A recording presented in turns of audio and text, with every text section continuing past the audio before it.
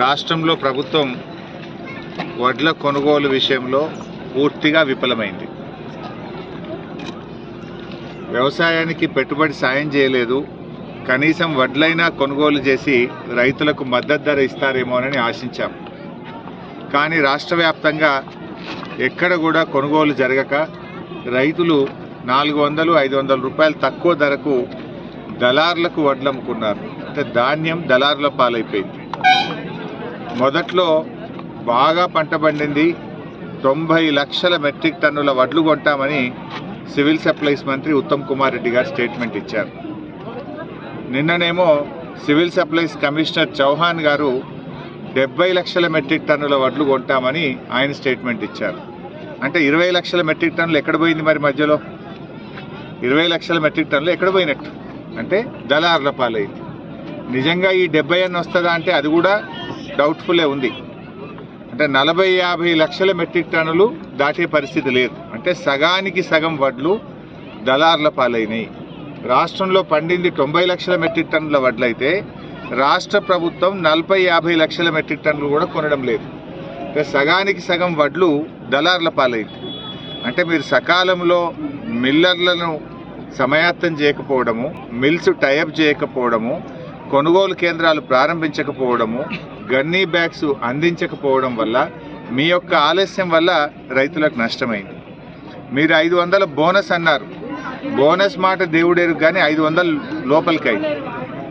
Bonus రావాల్సిన రైతులకు 400-500 తక్కువ ధరకే దళారులకు అమ్ముకునే పరిస్థితి కలిగిందంటే ఇది పూర్తిగా రాష్ట్ర ప్రభుత్వం యొక్క వైఫల్యం. ఇది టోటల్గా గవర్నమెంట్ ఫెయిల్యూర్. ఇలా రైతులకు ఏ ఒక్క హామీ నిలబెట్టుకోలేదు. వరంగల్లో రైతు డిక్లరేషన్లో 9 హామీలు ఇచ్చింది ప్రభుత్వం. 9లో ఒక్కటన్నా అమలైందా? రైతులకు 15,000 రైతు భరోసా అన్నారు, అమలు కాలేదు. రెండవ హామీ కౌలు రైతులకు 15,000 రైతు భరోసా అన్నారు, కాలేదు. మూడవ హామీ వ్యవసాయ కూలీలకు 12,000 ఇస్తామన్నారు, కాలేదు. నాలుగవ హామీ రైతు రుణమాఫీ ఏకకాలంలో ఒకేసారి డిసెంబర్ 9వ తేదీ చేస్తామన్నారు, కాలేదు. ఏది వ్యవసాయ పనిముట్లు ఇస్తామన్నారు, జరగలేదు. ఎస్సీలకు అసైన్డ్ భూములకు పట్టాలు ఇస్తామన్నారు. ఈరోజు వరకు ఎస్సీ ఎస్టీలకు అసైన్డ్ భూములకు పట్టాలు ఇవ్వడం లేదు, కానీ ఎస్సీ ఎస్టీల భూములు కొల్లగొట్టే ప్రయత్నం చేస్తూ ఉన్నారు. దళిత గిరిజనుల అసైన్డ్ భూములను కంపెనీల పేరు మీద ఈ ప్రభుత్వం మరి ఇవాళ తమ అనుయాయులకు, తమ కుటుంబ సభ్యులకు కట్టబెట్టడం కోసం దళిత గిరిజనుల భూములు కొల్లగొట్టే ప్రయత్నం చేస్తూ ఉన్నారు. ఈ ముఖ్యమంత్రి ఎట్లా తయారైందంటే ఎవరైనా మాట్లాడితే ప్రశ్నించే గొంతు మీద ఆయన దబాయించే ప్రయత్నం చేస్తున్నాడు.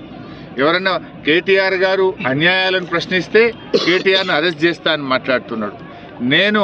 నువ్వు రుణమాఫీ చేయడంలో ఫెయిల్ అయిపోయినావు, పిల్లలకు అన్నం పెట్టడంలో పురుగులు అన్నం పెడితే పిల్లలు విషాహారం తిని ఆసుపత్రుల పాలవుతున్నారు. నువ్వు ప్రభుత్వంలోకి వచ్చినాక 42 మంది పిల్లలు చనిపోయారని చెప్పి నీ ప్రభుత్వ తప్పిదాలను ఎత్తి చూపితే బ్లాక్మెయిల్ రాజకీయాలకు రేవంత్ రెడ్డి పాల్పడతా ఉన్నాడు. నన్ను పట్టుకొని రంగనాయక సాగర్ దగ్గర ఇరిగేషన్ భూములు నువ్వు తీసుకున్నావని చెప్పి మాట్లాడినాడు. అటువంటి అలవాట్లు నీకుంటాయి. పచ్చకళ్ళ అద్దాలు పెట్టుకుంటే లోకమంతా పచ్చగా కనబడుతుంది అన్నట్టు కబ్జాల చరిత్ర నీది, కబ్జాలు చేసే ఆలోచన నీది. నేను రైతుల దగ్గర భూమి తీసుకున్న రైతులు వాళ్ళ పట్టా పాస్ పుస్తకాలు వాళ్ళ దగ్గర తీసుకొని మేము ధరణి ద్వారా రిజిస్ట్రేషన్ ఆఫీస్కు వెళ్ళి పట్టా భూమిని రైతుల దగ్గర 13 ఎకరాలు కొనుక్కోవడం జరిగింది. అంతే తప్ప ఒక్క గుంట కానీ ఒక ఎకరం కానీ నేను ఇరిగేషన్ భూమి కానీ ప్రభుత్వ భూమి కానీ తీసుకోలేదు. తీసుకునే ఆలోచనే మాకు ఉండదు. మా చరిత్రలోనే మాకు అవకాశమే ఉండదు. ఈరోజు నేను రైతులు ఏ భూమి అయితే అమ్మారో, రైతులు ఏ మోకా అయితే చూపించారో దాని ప్రకారంగా నేను కబ్జాలో ఉన్న ఒక్క గుంట కూడా నేను ఎక్కువలేను. రా, నువ్వే రా, ఐ వెల్కమ్ యూ. నీ సమక్షంలో నేను కూడా ఉంటే ఇద్దరం కలిసి కొలిపిద్దాందా, ఎప్పుడు వస్తావో రా. కానీ నువ్వు ఏదో విధంగా బ్లాక్మెయిల్ చేస్తే ప్రశ్నించడం ఆగుతుంది అనుకుంటున్నావు. నువ్వు ఎన్ని రకాల బ్లాక్మెయిల్ చేసినా ప్రశ్నించడం ఆపము. ప్రజల పక్షాన, బీఆర్ఎస్ పార్టీ పక్షాన నిన్ను, నీ ప్రభుత్వాన్ని ప్రశ్నిస్తూనే ఉంటాం.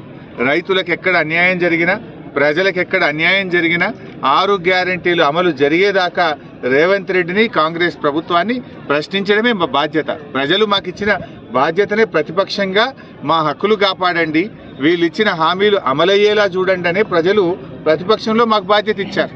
తప్పకుండా కేసీఆర్ గారి నాయకత్వంలో మిమ్మల్ని ప్రశ్నిస్తూనే ఉంటాం. జై